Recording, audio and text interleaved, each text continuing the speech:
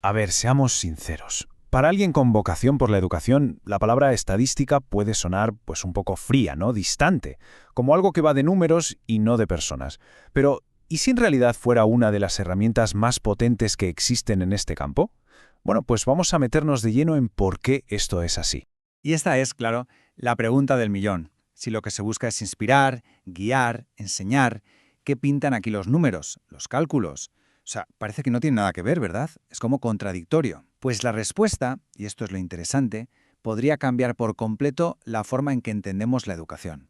Pues mirad, básicamente todo se reduce a esto. Primero, para poder entender las publicaciones científicas de este campo. Segundo, para pillar de verdad los principios del método científico. Y tercero, y esto es clave, para poder diseñar y llevar a cabo estudios propios. O sea, la estadística te da el poder de entender la investigación más puntera, de pensar como un científico y sobre todo de crear tus propias soluciones basadas en datos, en evidencias. Es la llave para no quedarse atrás e innovar de verdad. Vale, pues para empezar hay que romper un mito, y es que la estadística no es solo una colección de datos aburridos y ya está. No, es mucho, pero que mucho más que eso. Y aquí está el quid de la cuestión. Por un lado, sí, claro, la estadística puede ser un conjunto de números. Piensa en un censo o en las cifras de matriculación de un colegio. Son datos.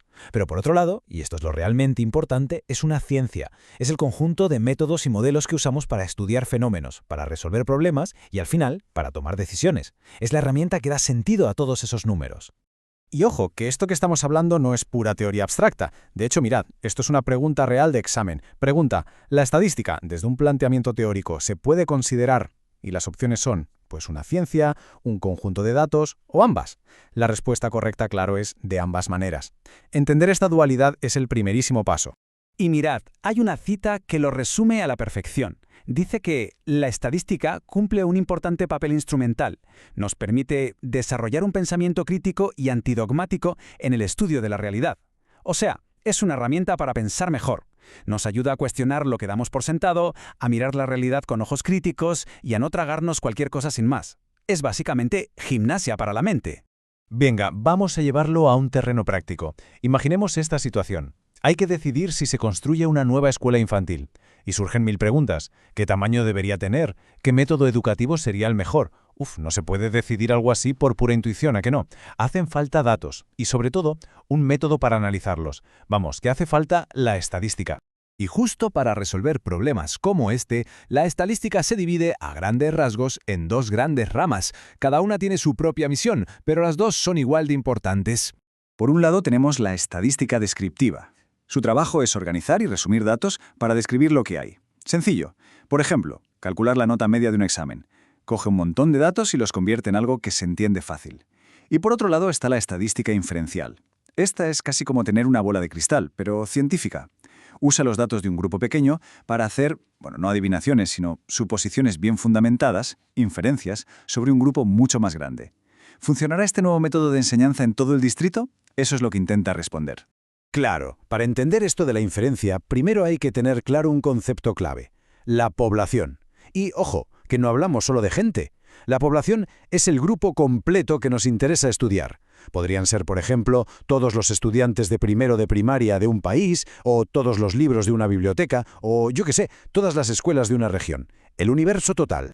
Y claro, como estudiar a toda la población entera es casi siempre imposible o carísimo, ¿qué hacemos? Pues trabajamos con una muestra. Es un subconjunto de esa población que seleccionamos para el estudio. Pero, y esto es importantísimo, tiene que ser representativa del grupo grande. Es el ejemplo clásico de la tarta. Para saber si está buena, no te comes la tarta entera, pruebas un trocito. Pero ese trocito tiene que tener un poco de todo: bizcocho, crema, fruta, si no, no vale. Y de nuevo vemos que esto es absolutamente crucial, tan importante que, ¡sorpresa!, es otra pregunta de examen. La muestra es, pues la respuesta correcta es, como ya sabemos, un subconjunto de la población. Parece simple, ¿verdad? Pues es la base de prácticamente toda la investigación moderna. Vale, y ahora viene una distinción de vocabulario que lo cambia todo. Cuando hablamos de un valor numérico que describe a la población entera, a eso lo llamamos parámetro.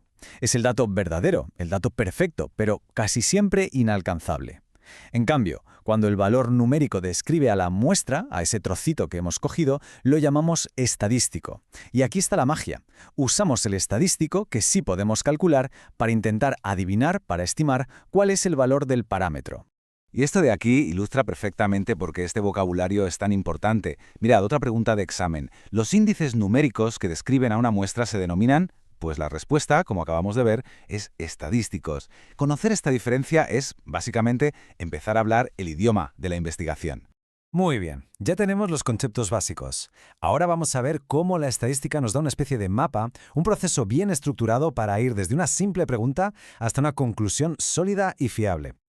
Esto no es ni más ni menos que el método científico en acción, pero aplicado a la educación. El camino es bastante lógico. Primero, identificar un problema. Segundo, formular una hipótesis, o sea, una posible respuesta. Tercero, definir qué vamos a medir, las variables. Cuarto, y muy importante, controlar los factores que puedan liarla, los factores ajenos.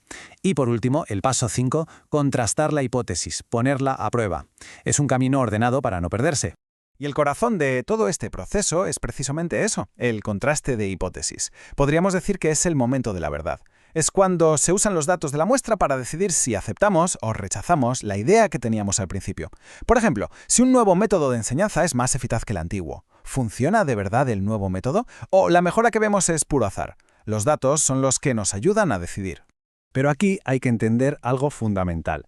En estadística nunca hablamos de certezas absolutas, hablamos de probabilidades. Las decisiones se toman así. Cuando un investigador dice que algo funciona, lo que de verdad está diciendo es que está muy seguro de ello, pero siempre deja un pequeño margen para el error. Normalmente se acepta un margen del 5% o incluso del 1%. No hay verdades al 100%. Al final, si nos quedamos con una idea, es que todo esto no va de memorizar fórmulas raras, va de adquirir una nueva forma de mirar y de entender el mundo de la educación.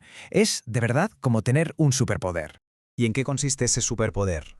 Pues en la capacidad de hacer tres cosas. Primero, dar sentido a conjuntos de datos enormes y complejos. Segundo, sacar conclusiones que de verdad signifiquen algo a partir de información limitada. Y tercero, y lo más importante, tomar decisiones basadas en evidencias para mejorar el aprendizaje. O sea, permite dejar de lado la anécdota o la simple intuición y empezar a tomar decisiones con pruebas sólidas para mejorar de verdad la vida del alumnado. Pero como todo gran poder conlleva una gran responsabilidad. Y para terminar, una dosis de realismo. Esta herramienta es potentísima, pero hay que usarla con cuidado. Hay una cita que lo advierte muy bien. Sin un buen control sobre las variables extrañas, podemos estar considerando que los cambios generados son achacables a nuestro método de enseñanza, cuando en realidad han sido otros factores no controlados los que los han provocado. Vamos, que si no se usa bien, la estadística nos puede llevar a engañarnos, a creer que un método es la bomba, cuando en realidad el éxito se debía a otra cosa que no vimos. La estadística exige mucho rigor. Así que la próxima vez que se observe un aula, la idea es no ver solo un grupo de estudiantes, es pensar en los datos, en los patrones que se esconden a simple vista, porque con la herramienta estadística adecuada se podría descubrir algo que lo cambie todo, que cambie por completo la forma de enseñar. La pregunta que queda en el aire es, ¿qué patrones ocultos están esperando a ser revelados?